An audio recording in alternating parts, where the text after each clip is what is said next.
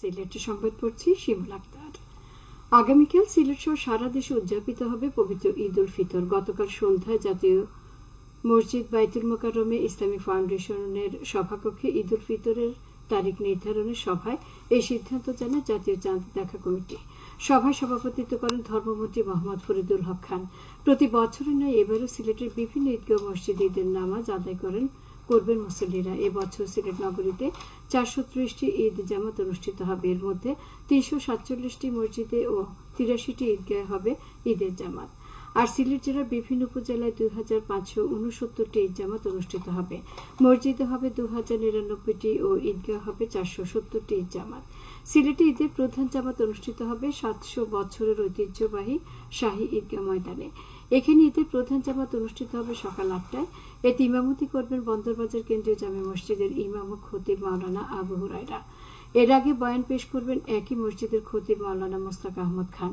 শাহী ঈদগাহ ময়দানে ঈদের জামাতে প্রবাসী কল্যাণ ও বৈদেশিক কর্মসংস্থান প্রতিমন্ত্রী শফিকুর রহমান চৌধুরী, সাবেক পররাষ্ট্রমন্ত্রী doctor A K. Abdul Momen, Sylhet city কর্পোরেশনের মেয়র আনোয়ারুজ্জামান চৌধুরী, স্থানীয় সংসদ সদস্য, প্রশাসনের পদস্থ কর্মকর্তারা অংশ নেবেন। এছাড়া নগরের কুদরতুল্লাহ জামে মসজিদে পৃথক 3টি ঈদ জামাত অনুষ্ঠিত হবে সকাল 7:30টায়, 8:30টায় ও 9:30টায়। নগরীর সরকারি আলিয়া মাদ্রাসা মাঠে সকাল 8টায় এবং হযরত শাহজালাল রহমতুল্লাহ আলাইহির মাজার প্রাঙ্গণে সকাল 8:30টায় ঈদ জামাত অনুষ্ঠিত হবে।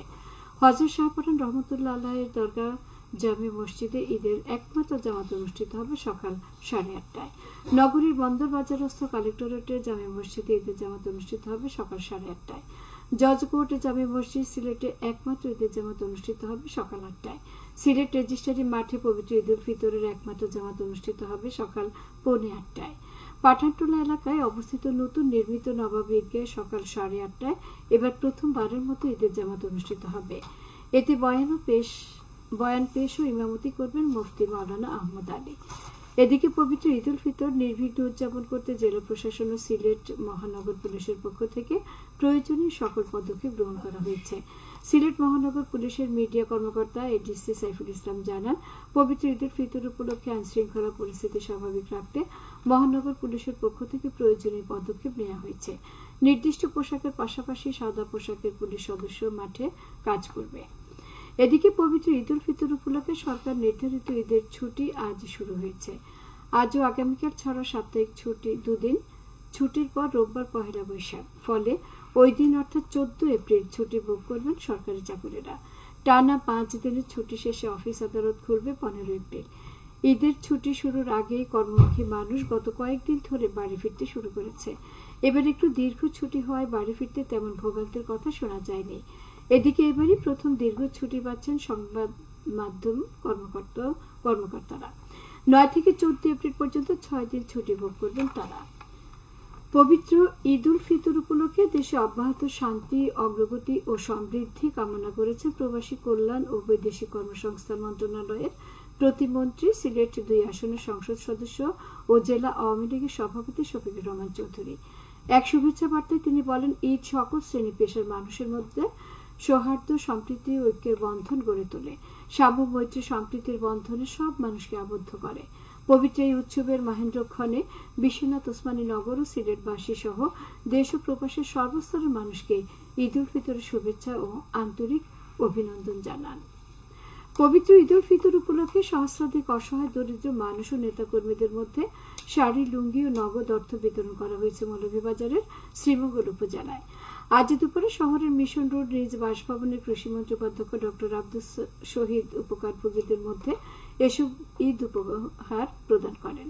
এ সময় উপজেলার চেয়ারম্যান ভানুলাল রায় সহ বিভিন্ন পর্যায়ের নেতৃবৃন্দ উপস্থিত ছিলেন। এ সময় কৃষিমন্ত্রী সবাইকে ঈদ শুভেচ্ছা জানিয়ে বলেন, প্রধানমন্ত্রী সবার সাথে ঈদ আনন্দ ভাগাভাগি করে নিতে এসব উপহার দিয়েছেন।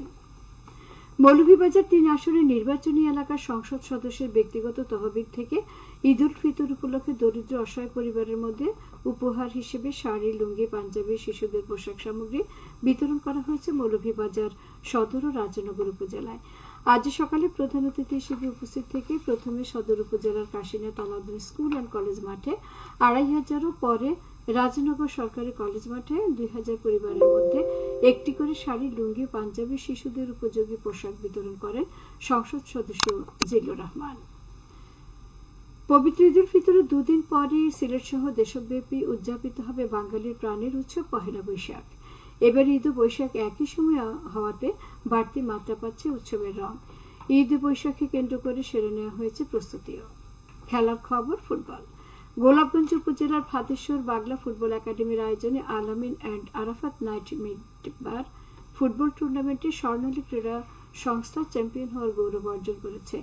গতকাল রাতে স্থানীয় মাঠে স্বর্ণালী ক্রীড়া সংস্থা 2-1 গোলে পানিয়াগা ফুটবল একাদশকে পরাজিত করে। টুর্নামেন্টে 48টি ফুটবল দল অংশ নেয়।